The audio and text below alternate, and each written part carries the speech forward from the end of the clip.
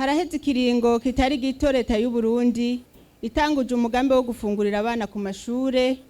Umugambi mbere wagiye uratera imbere kubera ishaka rya leta, tutibagiye n'utwigoro twishi twakozwe n'abasanzwe basahiriza uwo mugambi, na cane cane ishirahamwe rijejwe ifungurwa kw'isi pamu. Utwo twigoro twose nitwo twatumye ibitigiri vy'abana bafungurirwa ku mashure bigenda birongerekana buri mwaka, aho uyu munsi tugeze ku gitigiri c'abana barenga ibihumbi 600 ku mashure uwo mugambi ukorerwako. Murumva ko Uburundi bwateye intambwe muri urwo rugamba rukomeye rwo gufungurira abana ku mashure bo kazoza keza k'igihugu cacu c'u Burundi. Banyakubahwa mwese, umwe wese mu cubahiro ciwe, batumire bahire.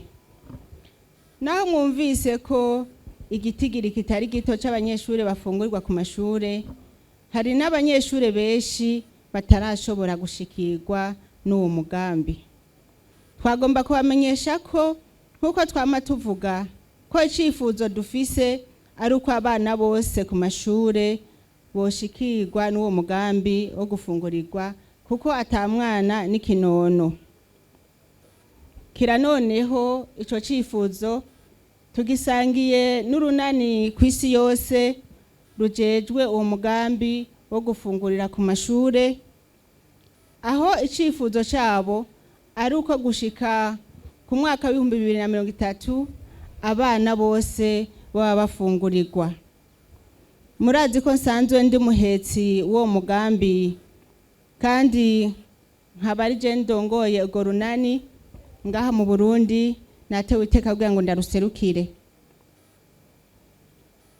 Nico gituma twagomba dusubire duhamagarire abasanzwe bafasha mu iterambere ry'igihugu kongereza inguvu kugira ngo dushike kuri ico cifuzo cyo kugaburira abana bose ku mashure. Kandi murazi ko mu Kirundi bavuga ngo akimuhana kaza imvura ihise. Uwo mugambi uraraba twese abarundi, abavyeyi. Uwo mugambi twese twawushira mu ntoki, ndazi ko turi hamwe twese byoshoboka. Abana nabi wacu, abana nabi gihugu. Umuvyeyi wese abifate mu ntoki, yumve yuko uwo mugambi kuwusahiriza nawe ni ariko arahara mu ruganda ntibacure. Ese vyohimbara umuvyeyi wese yumva ko kumusesekara acagukishije ko urya mwana wiwe yomutekerera ibiza gutekerwa ku mashure, ndetse n'urya atashobora kuronka akagaburirwa n'uwo mwana yarose. Urwo rukundo nirwo ruzodushitsa kw'ihangiro ndetse no ku cifuzo cacu c'uko abana bose bofungurirwa ku mashure. Banyakubahwa mwese, batumire bahire. Mu ntumbero yo kwerekana ko umugambi wo gufungurira abana ku mashure ari umwitwarariko wa leta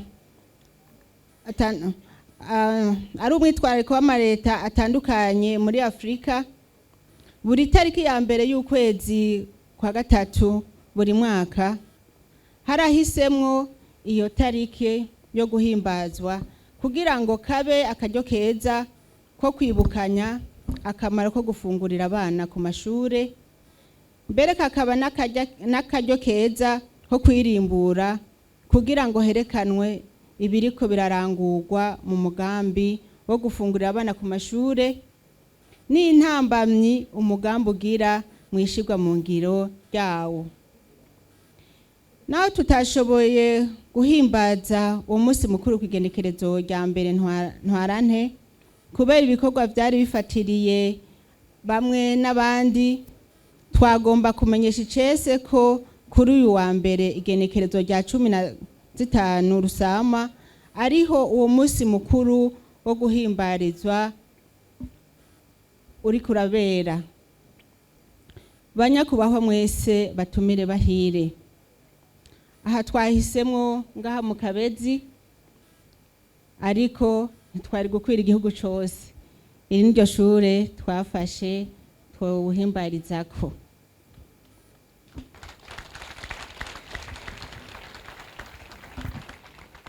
Banyakubahwa mwese batumire bahire.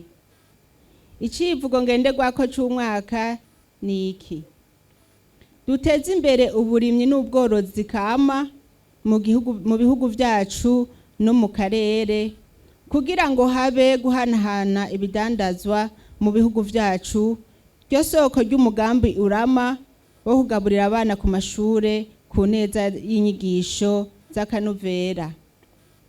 Dufatiye kuri ico civugo ngenderwako c'umwaka w'ibihumbi 2020, twagomba kumenyesha ko kugira ngo umugambi wo gufungurira abana ku mashure uramire urwaruka n'abarundi, bisaba ko dutegerezwa gukura amaboko mu mpuzu, tukarima kijambere kandi tukorora kijambere ku bwishi biciye mu mashirahamwe ariyo makoperative, kugira ngo uburyo bw'amafaranga bwategekanirijwe muri uyu mugambi bukoreshwe mu gusumira ahanyene iwacu ivyo bifungurwa tugaburira urwaruka rwacu. Ni muri iyo ntumbero duteye akamo abarongoye intara umugambi ukorerwamwo yuko bodufasha kumvisha no guhimiriza abenegihugu uruhara rwabo ko ari ntangere kugira ngo umugambi ushobore kuramba ku neza y'ibibondo mu gukaburira abenegihugu, mu guterera ibifungurwa mu gihe c'iyimbura, kuko navyo vyosahiriza cane. Banyakubahwa mwese batumire bahire. Mu kurangiza nagomba kubamenyesha ko mu ntumbero yo gufungurira neza abana ku mashure k'ubushikiranganji bw'indero bufatikanije n'ubushikiranganji bw'amagara y'abantu n'ishirahamwe mpuzamakungu pamu ko bwanditse igitabo cerekana neza ubwoko bw'ibifungurwa zogaburirwa abana ku mashure. Ako gatabo nako karimwo ubwoko bwose bw'imfungurwa mu misi iza zizogaburirwa abana ku mashure uko imyaka izoza iragenda. Ako gatabo nako sa kandi naka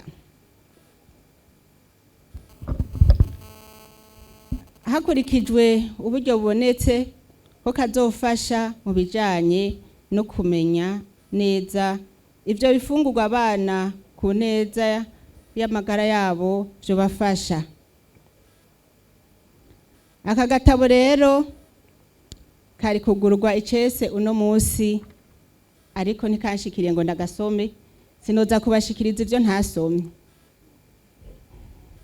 Keno hava sanga harimwo agapiripiri keshi, abana b'abarundi badakunda ipiripiri.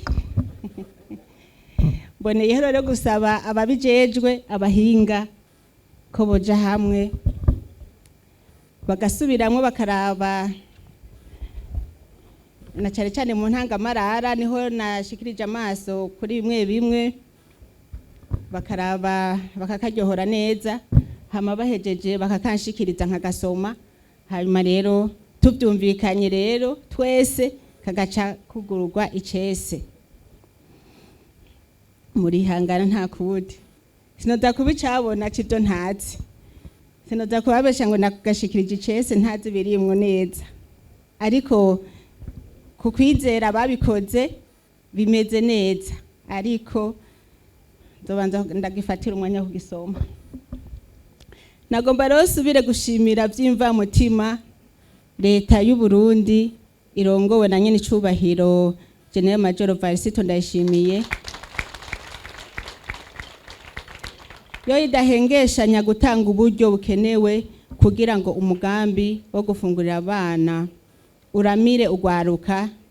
Dushimire kandi abasanzwe badufasha kuri uyu mugambi wo gufungurira abanyeshure ku mashure, mpereye kw'ishirahamwe mpuzamakungu pamu, ibanki y'isi yose, igihugu ca Pays-Bas, ikigega mpuzamakungu kijejwe indero Fonds Mondial pour l'Education, igihugu c'Ubufaransa, Fondation Rockefeller n'abandi tutiriwe turadondagura ngaha.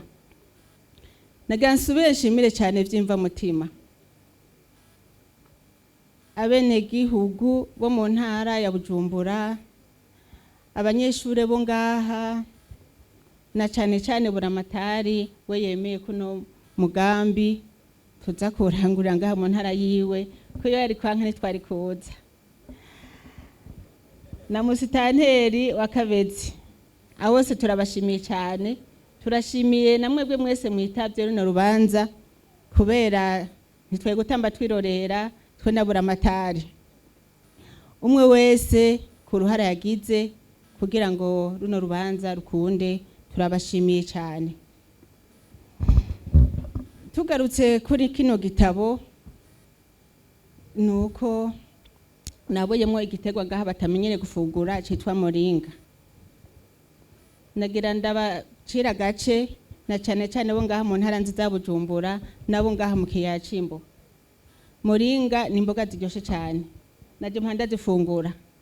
Aha ndabona murafise aho kuzitera, nimuzitere mugerageze mwebwe nyene, muze muzifungure, muzosanga ari imboga ziryoshe cyane kandi zifise akamaro.